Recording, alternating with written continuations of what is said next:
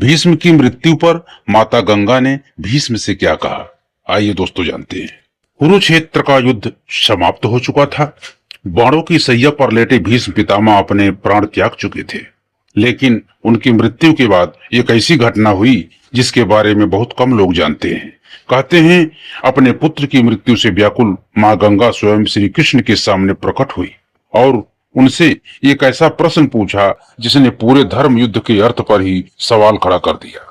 गंगा ने कहा, वासुदेव, यदि मेरा पुत्र जीवन भर धर्म के मार्ग पर चला तो उसके भाग्य में केवल पीड़ा ही क्यों लिखी गई। कहते हैं गंगा का यह प्रश्न सुनकर कुछ क्षणों के लिए स्वयं कृष्ण भी मौन हो गए थे।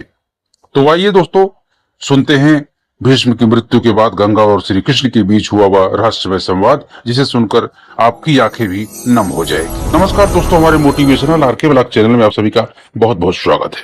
दोस्तों आप लोग कमेंट में जय श्री कृष्ण अवश्य लिखें ताकि आपके पूरे घर परिवार के ऊपर भगवान श्री कृष्ण की कृपा सदैव बनी रहे। और आप लोगों से मेरा विनम्र निवेदन है कि आप लोग वीडियो को अधूरा छोड़कर न जाएं, क्योंकि शास्त्र की बातें पूरा सुनना चाहिए वरना दोष लगता है। तो आइए दोस्तों देर न करते हुए वीडियो को आगे बढ़ाते हैं।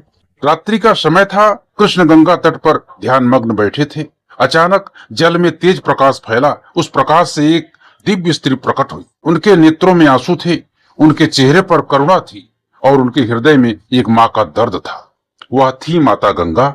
उन्होंने कृष्ण को देखा और बोली, वासुदेव, आज मुझे भगवान गंगा नहीं एक माँ समझकर उत्तर दीजिए। कृष्ण मौन रहे। गंगा का स्वर कांप उठा। मेरा पुत्र चला गया। कृष्ण, जिसने जीवन भर धर्म का पालन किया, जिसने कभी अपने वचन नहीं तोड़े, जिसने अपने सुखों का त्याग कर दिया, उसके जीवन में इतना दुख क्यों लिखा गया। जब तक बालक था तब पिता के सुख के लिए उसने अपना भविष्य त्याग दिया। जब वह युवा था तब उसने सिंहासन छोड़ दिया। जब वह युद्ध हुआ तब उसने उन्हीं लोगों के लिए युद्ध लड़ा जिन्होंने बार बार उसका अपमान किया। तो हे कृष्ण, ऐसा पुत्र को क्या मिला? बाणों की सैया, असंख्य घाव और अंत में मृत्यु। गंगा की आंखों से आंसू बहने लगे। क्या यही धर्म का पुरस्कार है? कृष्ण कुछ क्षण शांत रहे, फिर धीरे से बोले, माता, आप अपने पुत्र को केवल एक पुत्र के रूप में देख रही हैं। मैं उसे एक आत्मा के रूप में देखता हूँ।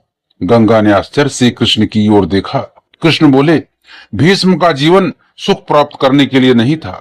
उनका जीवन संसार को धर्म का मार्ग दिखाने के लिए था।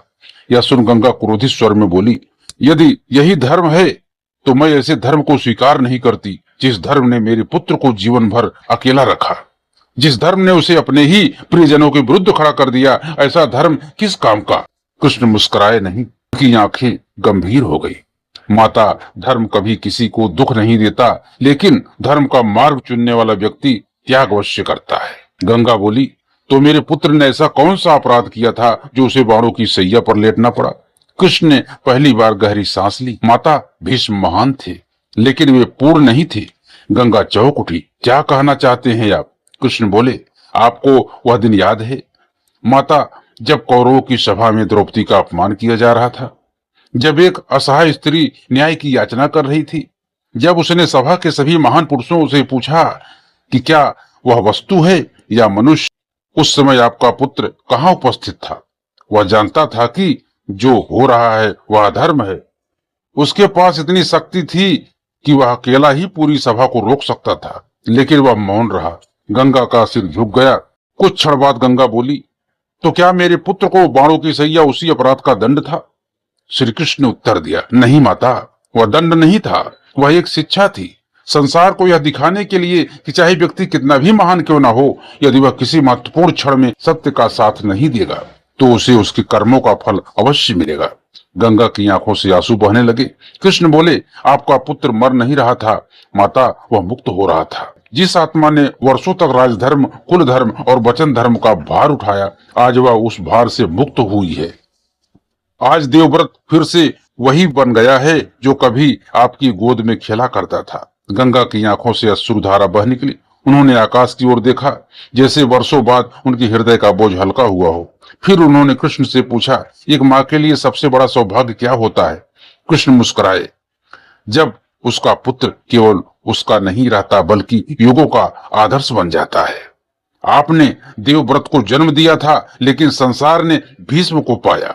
गंगा ने हाथ जोड़ लिए। अब मैं समझ गई वासुदेव, मैंने पुत्र खोया नहीं है, मैंने उसे अमर होते देखा है। कृष्ण ने गंगा की ओर देखा और कहा, माता, जिसका जीवन धर्म के लिए जिया जाता है उसकी मृत्यु कभी नहीं होती। गंगा का स्वरूप धीरे धीरे जल में विलीन हो गया, लेकिन जाते जाते उनकी आंखों में शोक नहीं था, गर्व था। अपने पुत्र पर, उस पुत्र पर जिसे संसार आज भीष्म पितामह के नाम से याद करता है।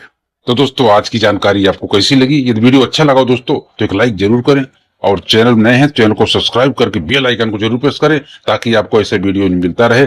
और वीडियो को और अच्छे से अगर आप हमको आगे बढ़ाना चाहते हैं दोस्तों, तो आप हाइप का बटन भी दबा सकते हैं, तो और वीडियो तेजी से आगे बढ़ेगा और आप तक हमेशा पहुंचता रहेगा। तो मिलते हैं दोस्तों अगले वीडियो में। जय श्री कृष्ण मित्रों।